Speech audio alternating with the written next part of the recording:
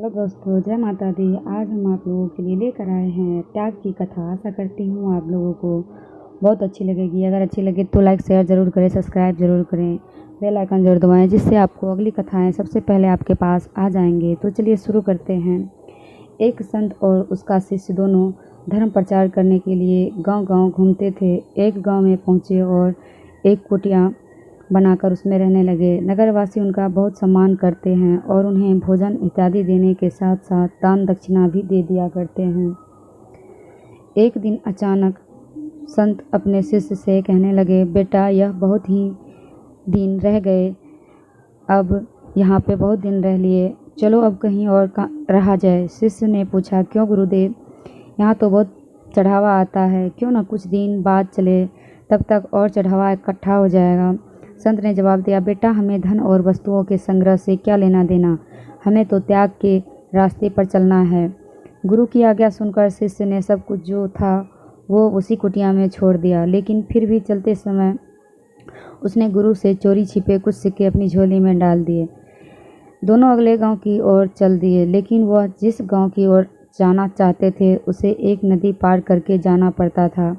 नदी के तट पर पहुंचे तो नाव वाले ने कहा, मैं नदी पार कराने के 2 रुपया लेता हूँ। आप लोग साधु महात्मा है, इसलिए आपसे 1-1 रुपया ही लूँगा। संत के पास पैसे नहीं थे, इसलिए वे आसान लगाकर बैठ गए। शिष्य के पास पैसे थे, लेकिन वह गुरु की आज्ञा के विरुद्ध चोरी से लाया था, इसलिए उसने वो सिक्के नहीं दिए और वह भी गुरु जी के साथ बैठ गया, यह देखने के लिए कि गुरु जी बिना पैसे के नदी पार कैसे करते हैं।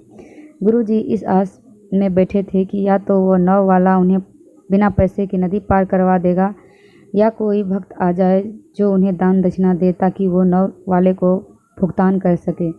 बैठे बैठे शाम हो गई, लेकिन गुरु जी का नाव तो कोई शिष्य आया ना नाव वाले ने बिना पैसे के नदी पार करवाने के लिए राजी हुआ।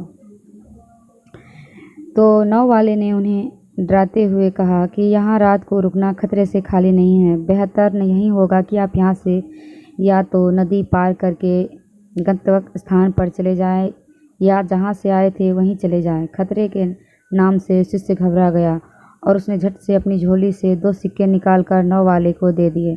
बदले में नाव वाले ने उन्हें नदी पार पहुँचा दिया। गुरुजी ने शिष्य से पूछा, तुमने गाँव का चढ़ावा क्यों ले लिया?